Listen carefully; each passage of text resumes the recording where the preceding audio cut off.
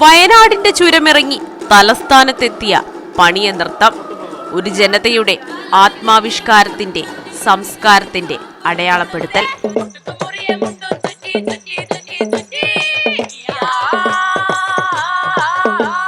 നിശാഗന്ധി ഓഡിറ്റോറിയത്തിൽ ഇന്നലെ നടന്ന ഹയർ സെക്കൻഡറി വിഭാഗം പണിയ നൃത്തം ഗോത്രകലകളുടെ അവതരണം എന്നതിനപ്പുറത്തേക്ക് പ്രത്യേകതകൾ നിറഞ്ഞതായിരുന്നു.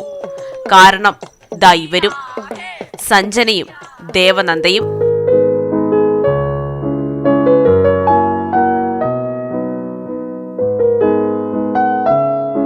ഒരാൾ പഞ്ചാബ് സ്വദേശിനിയാണ്, മറ്റൊരാൾ പണിയ സമുദായത്തിലെ അംഗവും.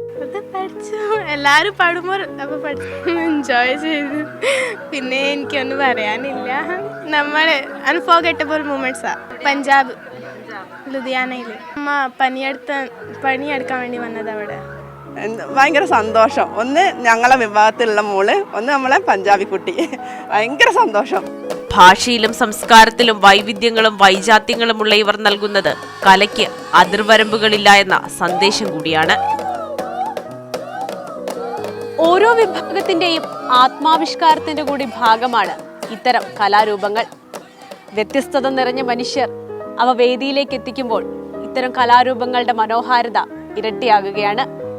ക്യാമറ പേഴ്സൺ മനോജ് PL-നൊപ്പം സ്വാന്തന സാജു, മീഡിയ 1, തിരുവനന്തപുരം.